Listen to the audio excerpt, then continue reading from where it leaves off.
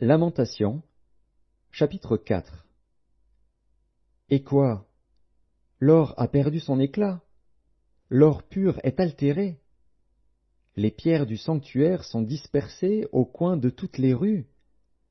Les nobles fils de Sion, estimés à l'égal de l'or pur, sont regardés, hélas, comme des vases de terre, ouvrage des mains du potier. Les chacals même présentent la mamelle et allaitent leurs petits. Mais la fille de mon peuple est devenue cruelle, comme les autruches du désert. La langue du nourrisson s'attache à son palais, desséché par la soif. Les enfants demandent du pain, et personne ne leur en donne. Ceux qui se nourrissaient de mets délicats périssent dans les rues. Ceux qui étaient élevés dans la pourpre embrassent les fumiers. Le châtiment de la fille de mon peuple est plus grand que celui de Sodome, détruite en un instant, sans que personne ait porté la main sur elle. Ces princes étaient plus éclatants que la neige, plus blancs que le lait. Ils avaient le teint plus vermeil que le corail. Leur figure était comme le saphir. Leur aspect plus sombre que le noir. On ne les reconnaît pas dans les rues. Ils ont la peau collée sur les os, sèche comme du bois. Ceux qui périssent par l'épée sont plus heureux que ceux qui périssent par la faim, qui tombent exténués, privés du fruit des champs. Les femmes, malgré leur tendresse, font cuire leurs enfants. Ils leur servent de nourriture, au milieu du désastre de la fille de mon peuple.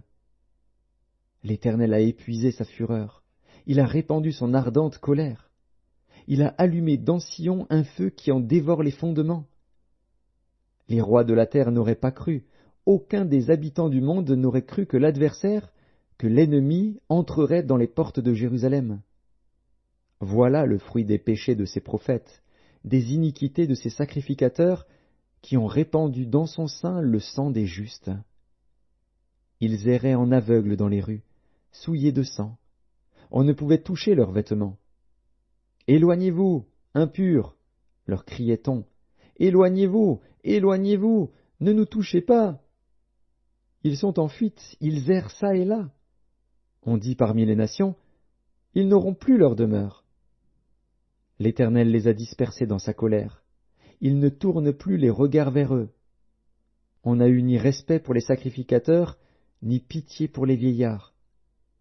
Nos yeux se consumaient encore, et nous attendions vainement du secours.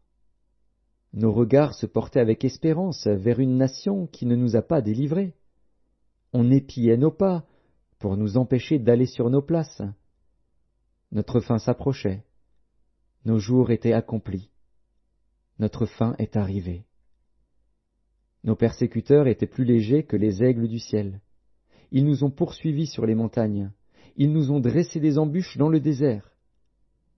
Celui qui nous faisait respirer, loin de l'Éternel, a été pris dans leur fosse. Lui de qui nous disions, nous vivrons sous son ombre parmi les nations. Réjouis-toi, tressaille d'allégresse, fille d'Édom, habitante du pays d'Utz.